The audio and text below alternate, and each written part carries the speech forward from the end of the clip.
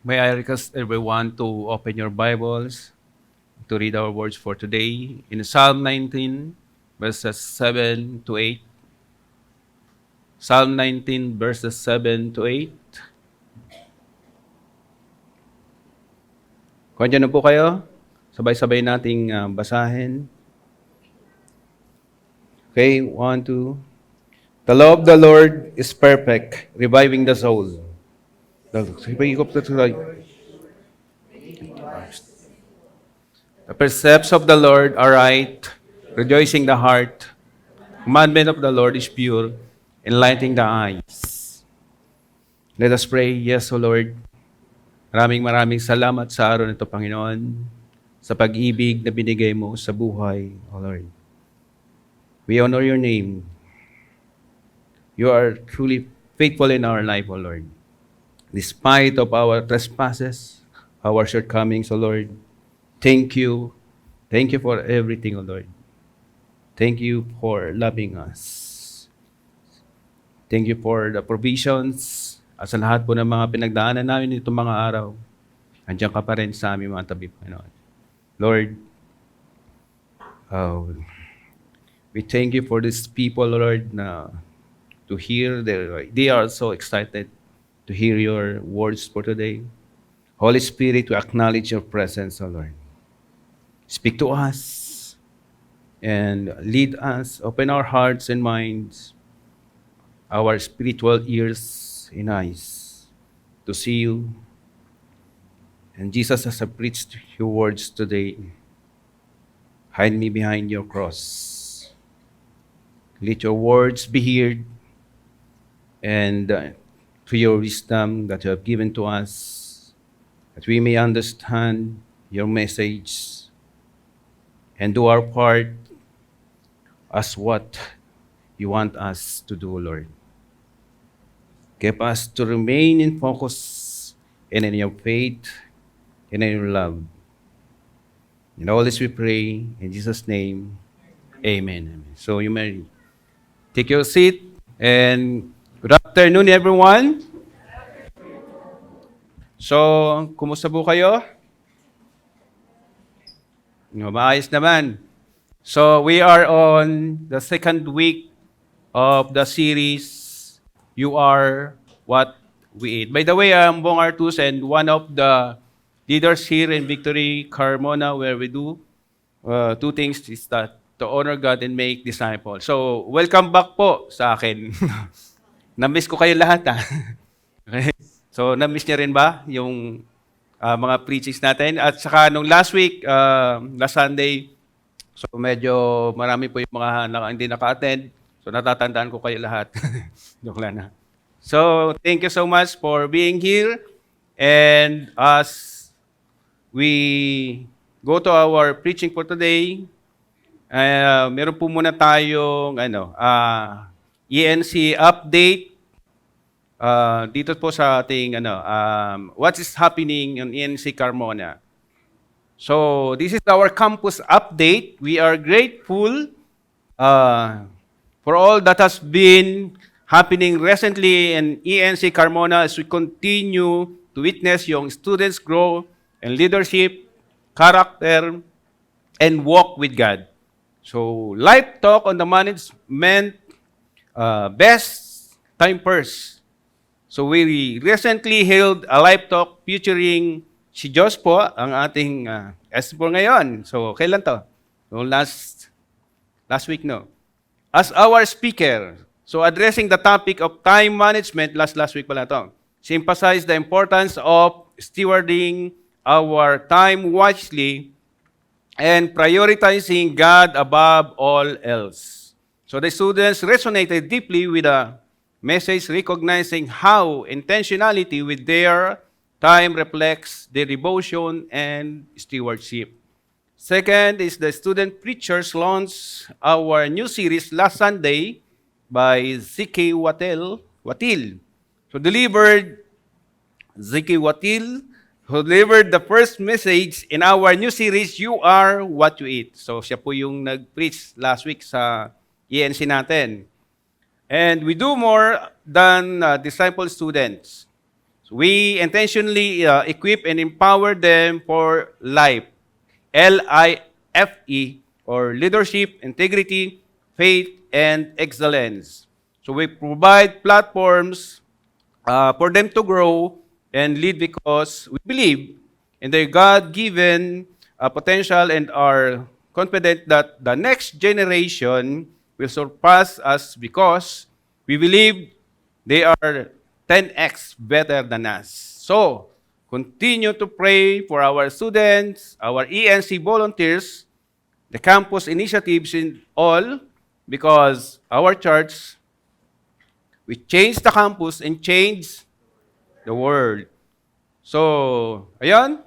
Thank you so much po sa inyong mga support, and if you have the heart still para sa ating mga support natin ang campus, yung ENC natin, you can approach si Pray, si Jean, saka si Eka. Okay?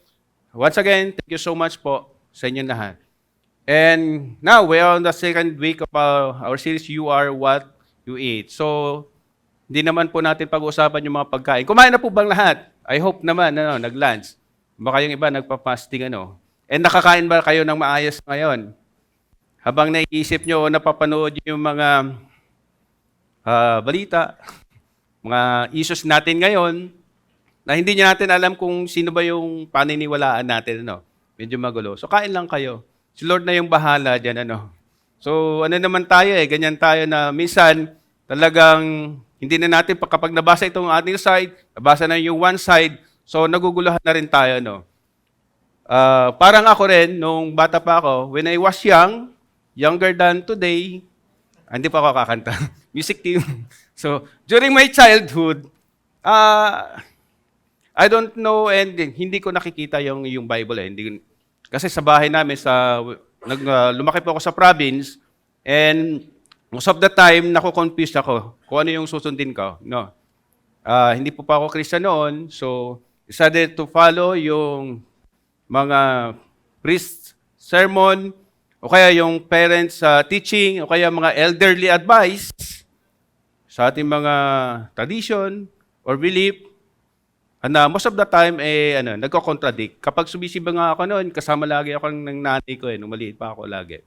And ayun, pagkatapos ng simba, pupunas doon sa mga ribulto, diba? Meron pong gano'n, naka-experience na gano'n. Punas-punas dito, so kung ilan yung ribulto doon, sa buong simbahan, so gano'n. So, halos kami nila yung naiiwan. Kasi lahat yun, isa-isa pa gano'n. Hanggang doon sa may dulo, pagpunas kong gano'n, kaya kung may pawis na. Ba't may pawis? Father, sorry po. Kwarto nyo na pala to. Ganun. So, kung ano yung kinakalakayan natin at kung ano yung ating belief or pinapractice natin, yun yung ating nagiging ugali, So, what we consume impacts our well-being and character. Kaya, sinasabi natin, you are what we eat. But, you know what? Being a Christian is the most wonderful thing that happened to my life. Kayo din po ba? Tayo rin lahat, I hope and pray, Because God has transformed me, developed my character, and of course, enlightened ko ano talaga yung absolute right and correct on the way we live. Yun po yung Christian living mismo. Kung ano po yung susundin natin, di ba? At ano yung pinaka-reference natin? Wala pong iba yung kundi yung Bible. Amen? Because I believe that every Christian should have to know the Word of God. And how can you practice naman unless yung Word ni Lord is locked in our heart? No. But how can you lock the Scriptures in your heart unless you are familiar with it? Right? So, this is not a call to yung bang hindi rin naman yung tipong kabisado mo naman yung Bible to impress lang yung other people. This is a call to know your Bible, our Bible, or the words, for our own personal walk and journey in life. Okay? So, in our time, the challenges of modern ideologies attack the truthfulness and authority of Scriptures.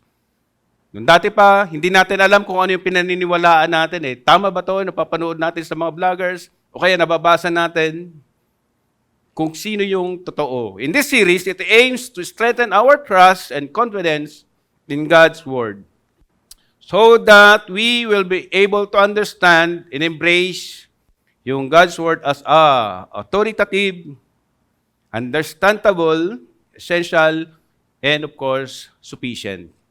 So that we may live lives not honoring Him and bear witness about Him around the world or around us. So, last week, ang atin pong tinakel is yung scripture. The authority or the authoritative of the Bible. So, we know that the Bible is God's only written revelation to man. Right? It is a divine-human partnership. And yung pinaka-primary author nito, walang iba kundi si Lord. No?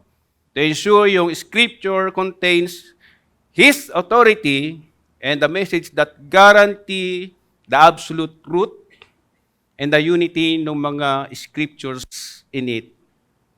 Pero yung mga authors po, yung mga apostles natin, yung sa Old and New Testament, nandun, they are the writers that brings diversity in writing through the guidance of the Holy Spirit to ensure the accurately convey on God's message. So hindi po dapat yon nagtatalo. Lahat po yan ay nagkakameron ng connection sa bawat words. No? Wala pang conflict sa Bible. And it is essential for us to understand the significance of Scripture in our lives. Yan yung pinaka-manuals natin. No? Just like yung, kung ikaw ay chef, cook, anong kailangan mo, di ba? Yung recipe book. Kung ikaw naman mechanics, meron ka dapat manual, saka nag-aral ka rin, ano? So, paano mo magagawa yung sasakyan kung hindi mo naman alam yung parts na mga tawag dito? Hindi natin maayos, no? Saka yung procedures ng paggagawa. Kung ikaw naman ay lawyer, kaya yung mga doctors, no? So, marami silang mga books na binabasa para ma-practice yung mga profession nila. Mo. Sa atin din, kung ano kanyang mga profession, mayroon tayong mga reference na mga manuals o mga books na pinanggagalingan. Pero sa atin, bilang Christians at bilang tao, isa lang yung reference natin na ating on how we live in a right way, in a correct way, na mayroong guidance ni Lord. No? Yung sinasabi nating righteous living. So, Scripture are not just living better life, but it is also, it means we understand yung words that Jesus Christ, which is the Savior, and we know that nang dahil sa Kanya, yung salvation is free, nagbinibigay sa atin. It is useful for knowing God's attribute, yung heart niya, yung words, saka yung plans. Last week, ito yung ating scriptures, 2 Timothy verses 3:14 to 7. Ito po yung bilin ni Paul kay Timothy. Sa verse 14, sabi niya dito, "But as for you, continue in what you have learned, and have firmly believed, knowing from you learned it, and how from childhood you have been acquainted with the sacred writings which are able to make you wise for salvation." So, ibig sabihin ito, nililinaw niya na ito yung papag-aralan natin, ito yung kung saan tayo nakikita yung on how as a sinner, lahat naman tayo is being saved through Jesus Christ. And also, ito yung ginagamit natin for training us to live righteously, which as I mentioned a while ago, and equipping us to do all that God's want us to do. Sabi dito, all Scripture is breathed out by God and profitable for teaching, reproof, correction, and for training in righteousness. And the man of God, which is tayo yon, mga Christians, may be complete, equipped for every good work. So, ito yung last week na preaching, and if you want to know or understand it more, sa mga LG natin o sa mga BG natin, meron tayong BG apps so that you can discuss it further. No? So today, week 2, we will be discovering on how God's Word is more than enough for our living. Dito naman tayo sa ano yung sufficiency of God's Word. So God's Word contains all the knowledges. Sabihin natin sa katabi natin, all the knowledges. Okay. All the knowledge necessary for salvation and for living the life that is pleasing to God. Meaning, yung Bible po, yung scripture natin is sufficient to guide us as believers in matters of life, doctrine, practice. Meaning, there are no additional revelations o kaya yung mga pinaniniwala natin traditions o mga human insights needed to complete God's Word.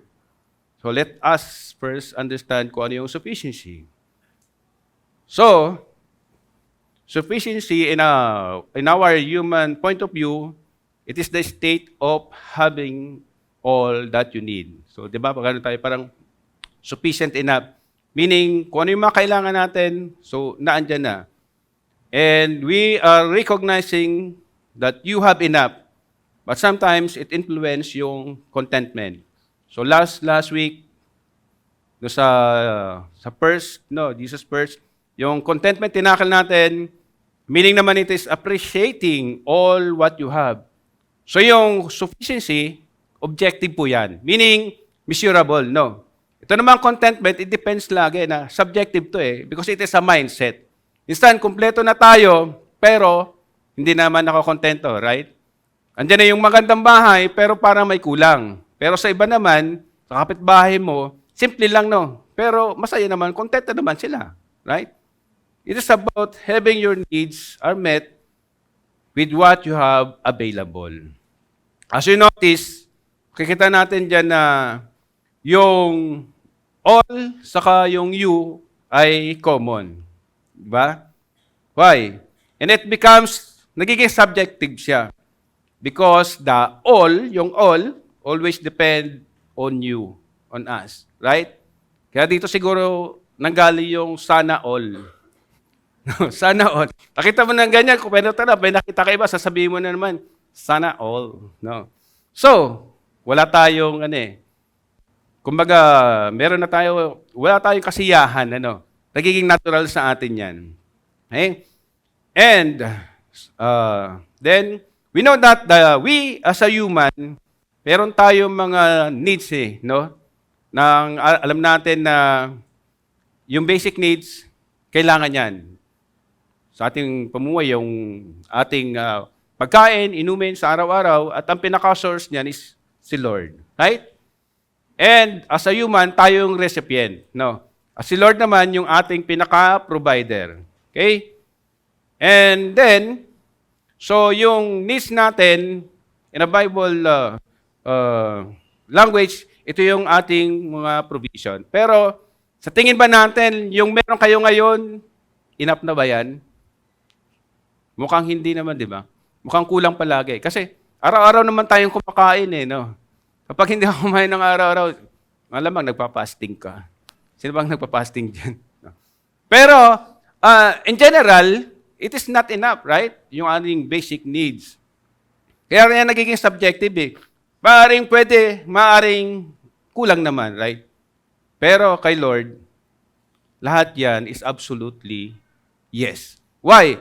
Kasi nung sa Genesis pa lang, binigay na lahat ni Lord, Dito sa mundo, hanggang ngayon, ilang libong taon na tayo, no? So kung naubos na yung isda noon, malamang-lamang, wala na tayong kinakaing isda, right? Pero dire-diretso pa rin, That's, God is amazing, no? Pero tayo kasi, wala tayong kasiyahan nga, hindi natin ma-define kung ano yung sufficiency sa atin, right? Pero if you are trusting the Lord, sasabi natin na nandun yung faith and trust, okay na tayo, meron tayong joy, dahil lagi naman nandyan yan, ngayon, panghapon, si Ate Joy, comfort, saka peace. Okay? Doon natin masasabi na meron na tayong contentment, no? Pero, most of the time, we are focusing and exerting our effort to produce, to acquire more. To acquire more bread. Sabihin natin yan. Yung bread natin kasi magiging provisions yan. Yung provisions natin magiging bread. Right? And, yun yung sinasabi natin mga material needs natin. Bukod sa banh mi o yung tinapay mismo, no? So ito yung provision natin, basic human needs, either food, water, shelter, clothing, and ngayon yung cars necessary na. But the question is, how much more do we need? And up to when? Hanggang kailan ba, no? We eat daily, 3 to 5 times. Minsan kapag madaling araw, 6 times, hanggat gising.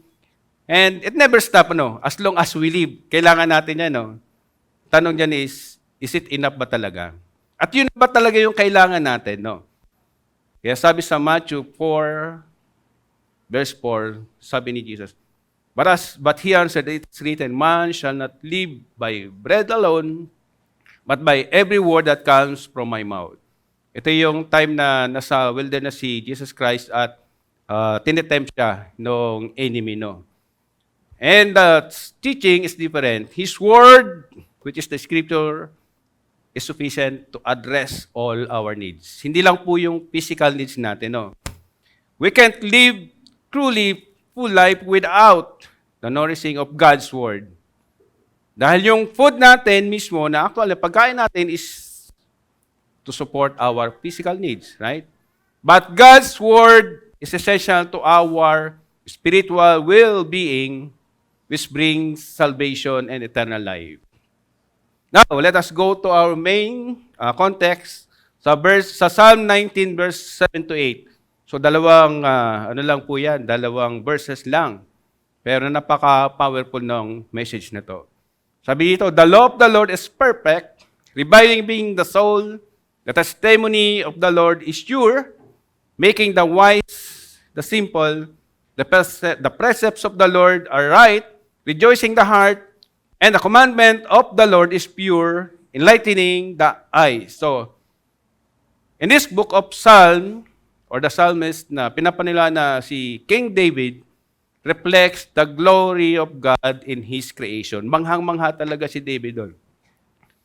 At saka yung kanyang karakter, kapag nabasa niyo yung buong psalm, nakita niyo kung paano niya pinipraise si God about yung kanyang character, kung ano yung creations niya. And it encompasses the entirety of God's teaching, saka yung guidance for humanity. So, the law, testimony, the precepts, and commandments, ito po yung sets of rules and doctrines, no? And it is the God's word itself. And it is contributed to it is yung yung comprehensive understanding of God's will. And guiding us or we as individuals towards the wisdom, the righteousness, and a deeper relationship with God. So isasahin po natin 'yan. So sinasabi dito, makikita natin yung yung law, testimony, precepts, right? Ito kung balik mo tayo sa basic na English, so ito po yung mga noun, or yung subject natin, which is the set of rules and doctrines. Now, yun namang perfect, sure, right, pure, ito yung mga adjectives. Ito po yung mga qualities of God's Word. While the reviving, making, rejoicing, and enlightening, minomodify niya naman yung verb or subject. Kaya nga itong dalawang verses na to is a glimpse into a powerful work it does with an active force that can transform our life from inside and out. So, start po natin sa the law of the Lord is perfect, reviving the soul. Yung law po is, ang kanyang Hebrew word is, alam natin yan, Torah. So, meaning, ito po yung mga, kung mababasa natin yung Old Testament, most of it contains siya Torah. So, it is a comprehensive body of divine instruction saka yung guidance. Na kung saan, yun po yung meron, nandun po yung moral principle, ceremonial regulations, and a civil code. Kaya tinatawag natin na Mosaic Law, no? Because of the panahon po ni Moses. And yung pong law na sinasabi dito, kasi sa Old Testament yan, it doesn't mean na you don't do this or you do it. No, it's not. It is designed, it's given by our God para po sa ma-protect tayo, ma-protect yung mga tao from keep on sinning kasi nagkakasala sila, right? It is a guidance, no? Kaya yung mga Israelites noon, ito nga ginagawa, ang dami pong binibigay na law ni Lord, pero matitigas pa rin yung mga ulo nila. At hanggang sa ngayon, marami pa rin nakakamana, no? Patitigas pa rin ulo natin. No? Sabi dito, it is perfect. Meaning, kapag perfect yan, completely reveals, titingnan natin yung God's nature. Because God is holy, God is perfect. And it also provides yung guidance para sa righteous living, and also yung sinasabi natin kanina, yung mga highlights, yung mga sinfulness, and prepares in the way of Jesus Christ. And it is reviving the soul. So, God's Word revives when we feel, kung tayo po ay spiritually drained na, hindi po tayo, merong makakatuloy mga kaibigan natin o kay mga advices, but then again, punta lang po tayo sa Bible. Punta lang po tayo sa Word ni Lord. At because nakakapag-renew ng ating mga soul, and that also turning people from darkness to holiness. Kasi nasabi nating perfect. And as I give you, merong testimony na actually na share ko na rin to, pero short lang, no. Before, yung last year pala, no. Pero nga yung couples na nagkameron ng breakout, and you know what, hindi namin siya kilala, pero one of yung friends nila, alam ito sa Victory Carmona, pero once lang nakapunta dito. And then they informed us during that year, during that month, na meron silang kaibigan na nagkameron ng problema yung couples. No? Pero never namin silang nakita, never namin silang na-meet o nakilala, and hindi rin namin sila nakausap. Pero ang sinasabi, can you help them para ma-advise sila? And during that time, medyo busy ako ginagawa. At during that day mismo, sabi punta ng kinagabihan. Pero kapag gano'n, tatanong ko, medyo urgent to eh. Kasi alam mo yung situation. Hindi ko alam kung ano yung advice ko kasi ang feedback, doon nga sa church, sa ibang church siya, doon nga hindi siya, marami siyang question about kay Lord. No. Pero paano ko kakusapin to? Ano ipiprepare ko mga scriptures o mga advices? Ano ipiprepare kong verse? Pero hindi ako nagdalawang isa. Sabi ko, so Lord, o Holy Spirit, ikaw na pong bahala. Pinuntahan namin siya, so separate yon, lalaki, babae. No. And doon ako siyempre sa lalaki. No? Yung misis ko doon sa babae. So, kwento-kwentuhan lang naman, ganyan, hanggang sabi ko nga, baka mamaya kung ano-ano yung sabihin, kung ano-ano magkameron ko man ng, alam mo na yun, kung ano yung marami niyang question. But then again, through the help of the Holy Spirit, no, so, na-advise ko lang kung if you are really serious about yung ma-restore yung inyong relationship, so may binigay akong, sinare akong verse, which is yung Matthew 6:33, no. Sabi ko, gawin mo to, hindi lang para ma-restore yung relationship nyo, no. Diba? Sabi dito kasi, tawag dito sa Matthew 6:33, seek ye first the kingdom of our Lord and His righteousness, and all these things will be added unto you. So doon kami nagsimulan discussion, no. Kaya gawin mo to hindi para sa restore lang, kundi mas mahigit pa ibibigay sa iyo ni Lord. No. And from there on, first time niya rin nung pinag-pray ko siya, so first time niya rin na ma-experience yung prayer. And you know what? October noon, December pala yon. Breakout sila nung Christmas, no. Pero nung New Year, nag-reconcile lang sila. And yung iba dito siguro sa inyo, naikwento na witness nyo na rin yung kanyang testimony, no. And sa ngayon, nasa BG group na namin sila, and mukhang maunahan pa yata ako mag-pastor ni brother, no. So praise God, ito yung kagandahan ng word ni Lord na minsan kahit na naman hindi natin na memorize, pero pag natatandaan mo yon in the work of the Holy Spirit, i-guide ka niya. Sabi dito nga, His holiness, it reviving the soul. Right? So punta tayo sa next, the testimony. Of course, ito na yung law, no? So yung law na ginawa ni Lord, ite-testify na naman, no? Testimony of the Lord. And in the Hebrew, ang pronunciation dito is edu. Edu, yan. No? Hindi edu. Edu. So, declaration of truth and witness concerning God's character. So, ito yung law. Ito naman yung testimony, testifying kung ano yung nauna niya. No? Example dito is yung law, yung tablet no, ni Moses, yung covenant ni Abraham, kay Noah. No? So, noon pa lang, uso na yung tablet. No? So, may tablet na noon. Moses pa lang. No? So, sabi dito is sure, making wise the simple. Meaning, the testimony of the Lord provide us yung guidance natin on how the right way to live. So, making wise simple. Meaning, it is trustworthy, reliable, dependable, and we can count on as it gives wisdom for life complexities. Example na po yun doon sa Matthew 7 din, yung about the wise man na nag-build ng house sa rock versus doon sa foolish man na nag-build ng house sa sand, di ba? So, God's word establish yung strengthened natin so that kapag yung mga storms natin sa buhay, na-overcome natin, yung mga challenges natin. And we will able to stand firm.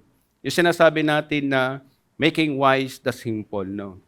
When we only hear yung God's word na hindi naman natin pinapractice, kapag nagkameron po tayo ng mga challenges, nahihirapan tayo, right? It can harm us.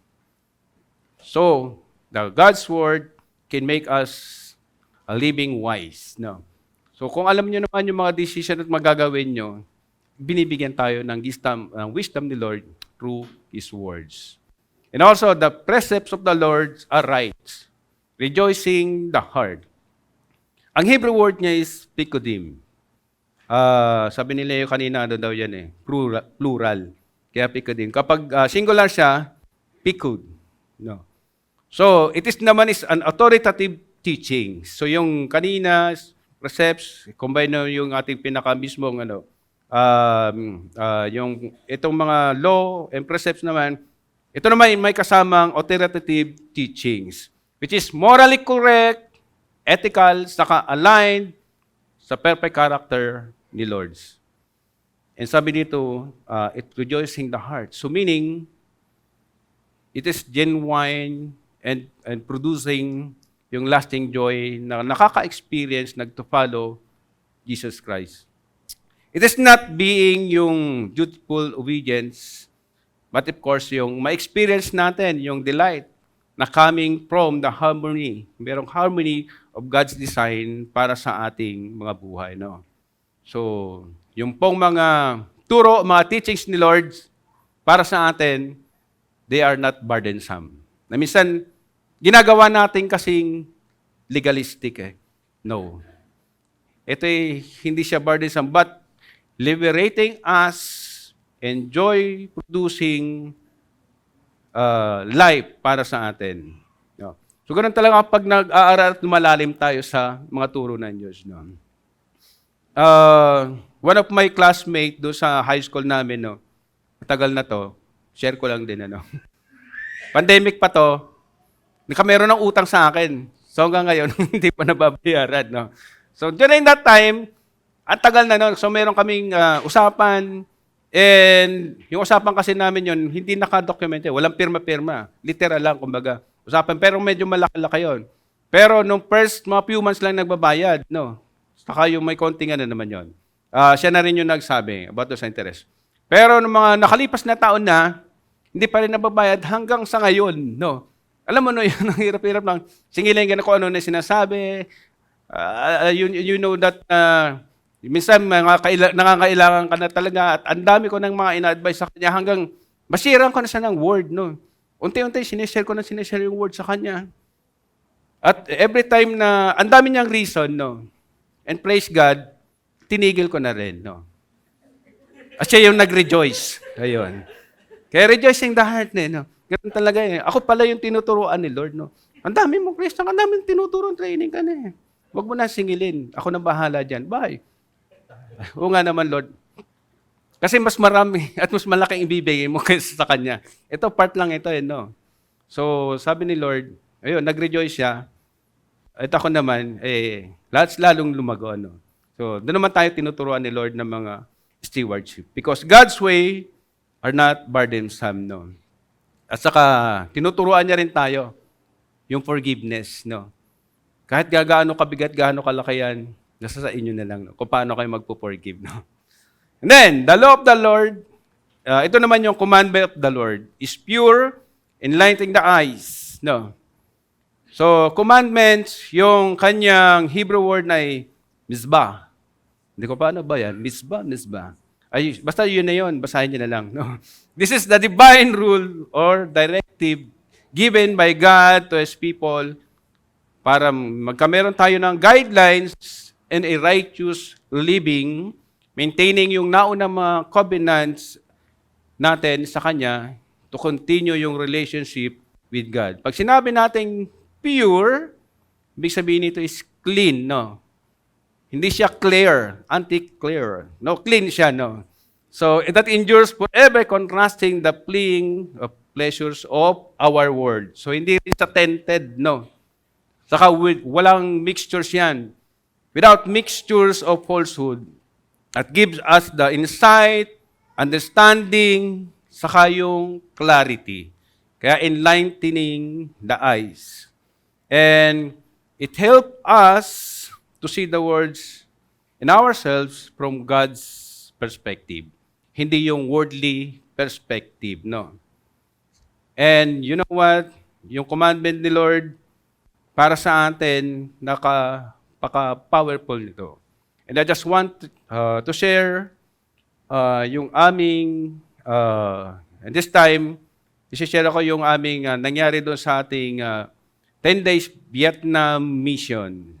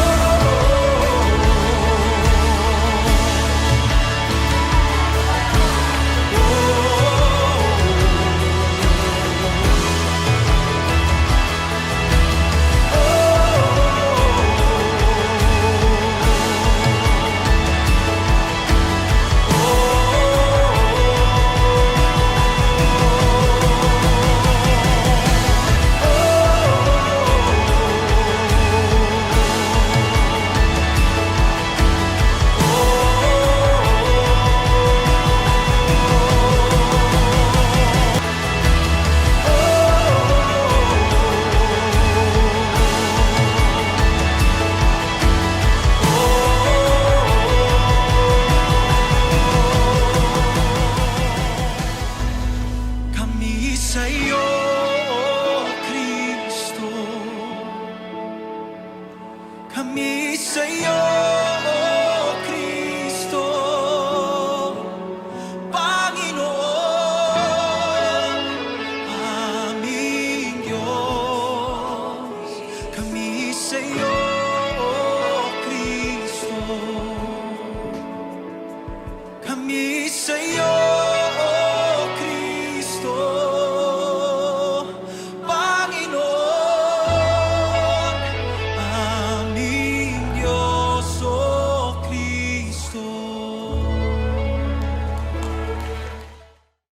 Palakpakan natin.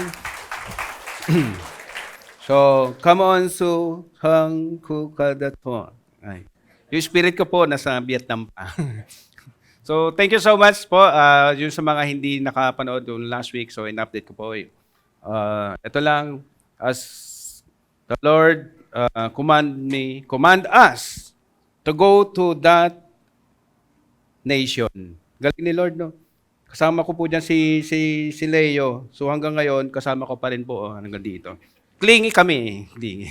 So, I am blessed for giving me the privilege to be a part of this mission sa Vietnam. And God is truly amazing in our life, O Lord. As He revealed to me yung kung paano siya naging faithful and giving me a lot of changing testimonies sa akin and how we were used by Him and it's not depending on what we have. Palagi po, but on how He will use us. At konting sharing lang ulit dito about the submission na to. Way back last year, noong October, nung sinabihan po kami nito, so nag-oo lang ako. Basta pinag-pray nyo naman sabi ni Pem. No? Pinag-pray mo, Pem. O sige, okay lang ako. Kasi sabi ni Lord, punta ka dun sa Vietnam. Okay lang po ba? But you know what? During that time, I found it na yung aking passport pala is 2012 pa. Hindi pa updated. Nung year na ngayon. 2012. Tapos yung, nung tinignan ko, i-renew ko yon. So ito yung mga requirements na tinignan ko yung PSA ko, mali pala yung surname ko. No? Ibig sabihin, nag-ano pala yung tatay ko. No? Parang hindi ako legit na anak. Iba po yung apelyido ko. So tinignan ko, wow. Iba yung spelling. So, it's very challenging, pero hindi ako kinakabahan, hindi ako nag-worry pa rin. Sabi ko, tinawag ako ni Lord. So, nung schedule sa DFA, ito mga requirements, so, deny yun. Kung ang daming requirements, so kailangan ayusin, yung mga affidavit, punta sa kung gagastusin, kung titingnan, kung susumahin po, sabi nung attorney, aabot ka ng mga, at least mga 100K para ayusin yan. It will undergo pa sa mga hearings and that, no? Sa province pa yun sa amin sa Mindoro. But then again, Lord is giving me a way. And during that time, medyo crisis din kami.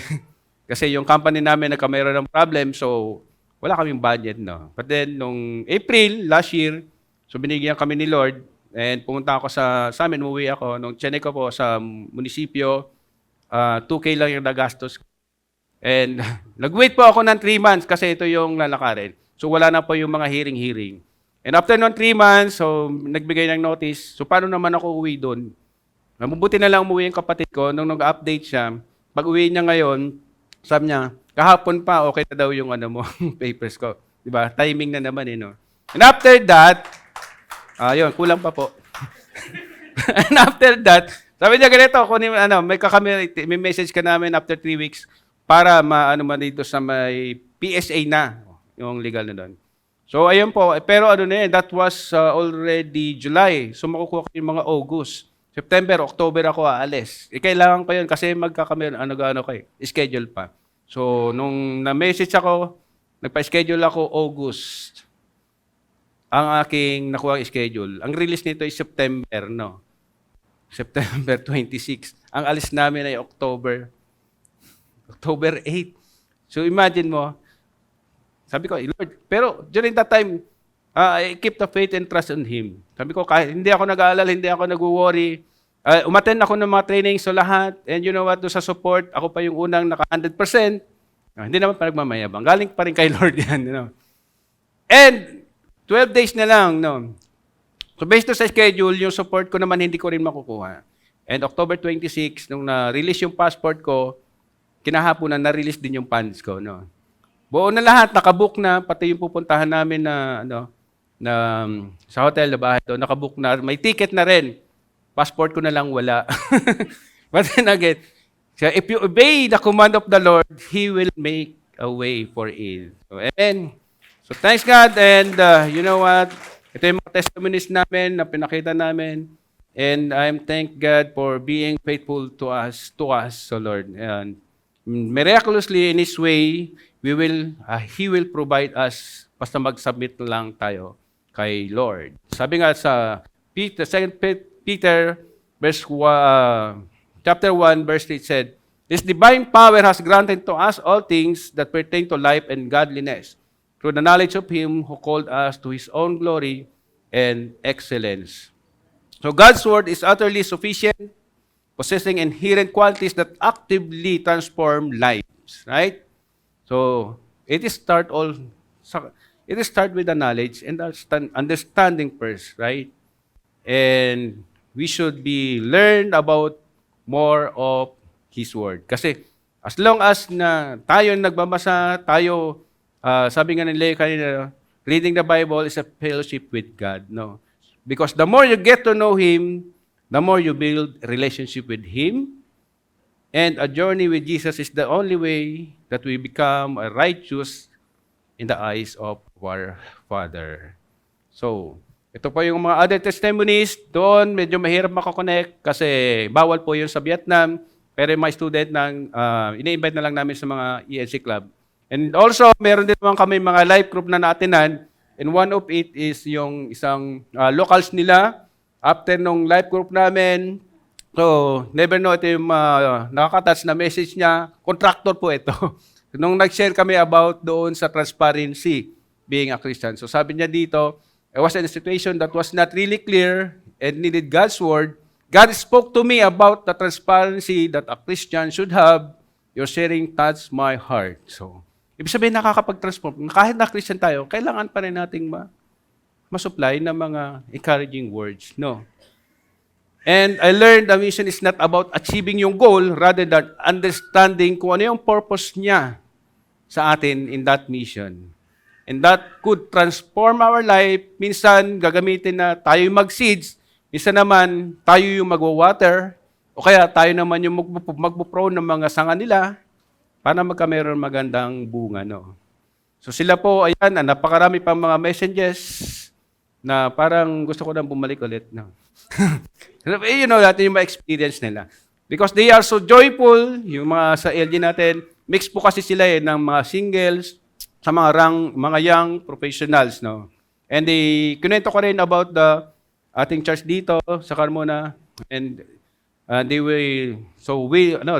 are so happy na go here daw sa Philippines, no. And also I tell them about yung sa church natin that there are so many mga pogi at mga magagandang mga singles, no. So I've started to come in your place by 2026. Sabi ko naman, their ages is 40 and above. Sabi niya ganun. Pray for it, kuya, muna. And I might be busy in 2026. Okay. So sharing God's Word is a life-giving, trustworthy, and wisdom imparting, joy producing, and clarity. So, ito po yung powerful testament ng words para sa atin. So our understanding of God's Word should not be confined to mere intellectual knowledge, but rather live out and experience in our lives. So sa ating generations ngayon, napakahirap po ng kung paano penetrate ng words para sa ating mga kabataan, sa generation, because of marami pong, you know what, we are so busy spending our time sa mga mobile phones, mga computers, gaming, kaya chatting, and, social networking. And that, we don't have enough time to linger on the Bible and learn from the God who inspired it. So, ano po yung mga kailangan nating mga gawin? So, God's Word is not meant to merely read lang o kaya study, but to live in every aspect of our lives because it empowers us. So, to fulfill our sufficiency in God's Word, we need to cultivate desires for God's words. You cannot learn, you don't want to learn. Tama po ba? Kailangan po natin is yung desire. Desire is the fuel that drives us. Kailangan natin devotion, prayer, and ask God to give you a hungerness for His words. Sabi nga sa Psalm 21, David said, as the deer pants for streams of water, my soul pants for you, my God. So, develop po natin kung hungerness sa thirst sa word ni Lord. Study the God's Word. So, kailangan po din nating study yan. Hindi lang po yung mag-read. So, kailangan din nating basahin at pag-aralan din ano. So during the Testament, New Testament, yung mga tao doon ay wala silang yung physical Bible. So they are just attending yung mga attending and listening sa mga preachings ng mga elders o mga leaders and through small groups. So ganun din sa atin. Meron tayong life group dyan, may small group dyan. Set time daily to immerse also sa pagbabasa, pag-study ng Word ni Lord. And you can do it sa mga life group natin para man malamang minsan hindi natin siya maintindihan no, in our own understanding. But if you have a fellowship, if you have a few mga believers na kasama natin, magkakameron din tayo ng pagkakaunawa and we go deeper into God's Word. Kung ating hindi lang po yung pag-memorize, no. Maring read, study, tapos memorize. Kung hindi lang yung basta memorize ng mga verse, no. Memorize natin, pero dapat yung context, naiintindihan natin. Pero hindi naman yung John 3:16 lang yun. Try nyo rin naman yung mga Psalm 119, memorize, no. Pero may mga challenges sa atin, no. Okay, so meditate God's Word. Ayun, so sabi nga ni kanina, yung reading the Bible, the God's Word, is also a fellowship with God. So the goal of biblical meditation is to renew yung mind natin by filling it with the God's Word at ma-reflect kung paano natin to sinasabuhay. And the last one is obeys God's Word. No? It's one thing to amaze, katulad nung nangyari sa amin kanina, to experience who He is and what He has done in our life. So, yung obeying God's Word is the proof of our love to Jesus Christ, and it is the fruit of genuine learning from His Word. And it said, in John 6:35, Jesus said, I am the bread of life. Whoever comes to me shall not hunger, and whoever believes in me shall never thirst. So, hindi lang po ang kailangan natin is yung mga material na bagay.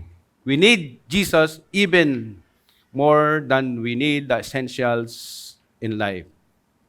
We can search for fulfillment, yung satisfaction natin sa work, relationship, as well as sa mga financial man yan, fame or power, achievement o kaya mga adventures. But most of the time, we feel empty, no? Let us not follow merely Jesus for He has to offer, but for who He is. So, let us realize na in the world we live today, hindi makakapag-satisfy. We need to put God first in everything we do, retain His words, which is absolute and true, in our heart. Because now, we know that we are freely have the access to true nourishment saka yung sufficiency of His God's Word. So yung sufficiency po ng ating scriptures nagpo-protect sa atin to being led astray sa mga false teaching, sa mga practice natin, sa mga contradict sa God's Word's teaching. Because God's Word, it is sufficient enough for us as human. So, I encourage everyone for us to increase yung understanding of the God's Word because it changes us on how you think, you act, and walk, and breathe. His Word dictates on how He wants us to live. And the more we understand how to apply our Bibles, the more like Jesus we become. Because you are what you eat. May we request everyone to stand and to so we thank you for giving us the access of the God's words, the Bible. So let us pray. Yes, O Lord, thank you so much. Thank you so much for the word. Thank you so much for understanding who you are through your words. Lord, thank you for the gift of salvation, for allowing us to have a relationship with you, Lord. For revealing you in your words today, which is alive,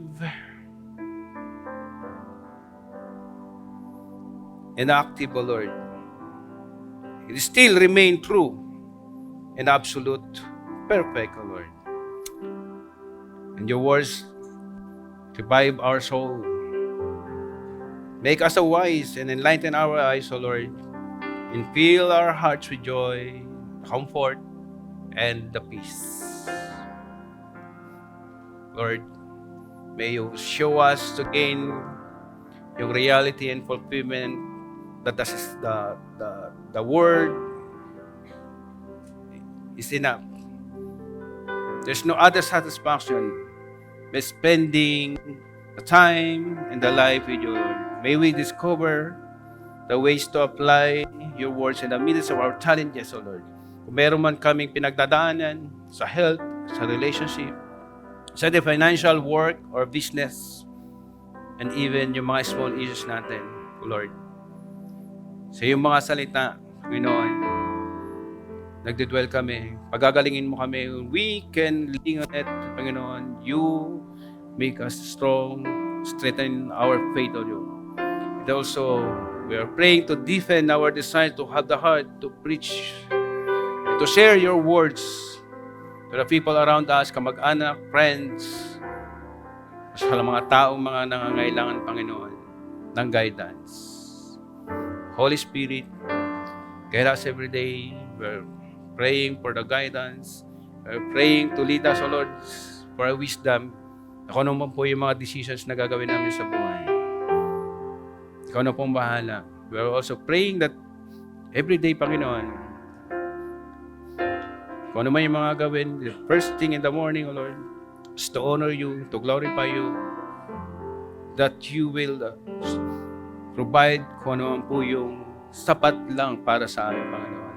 Because of you, your changes, kung ano man po yung perspective, you always dare, Panginoon, to transform our hearts, O Lord. Guide, Lord, sa aming mga buhay.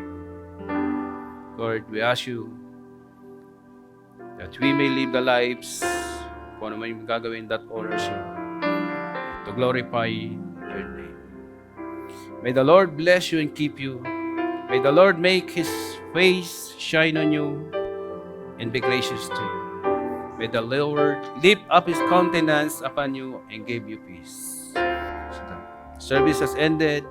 Go in peace. So thank you sa inyong lahat. And God bless all. So if you need prayers, Panginoon, meron po tayong mga team dito para ipag-take kayo. We're happy. Thank you so much and see you all next week.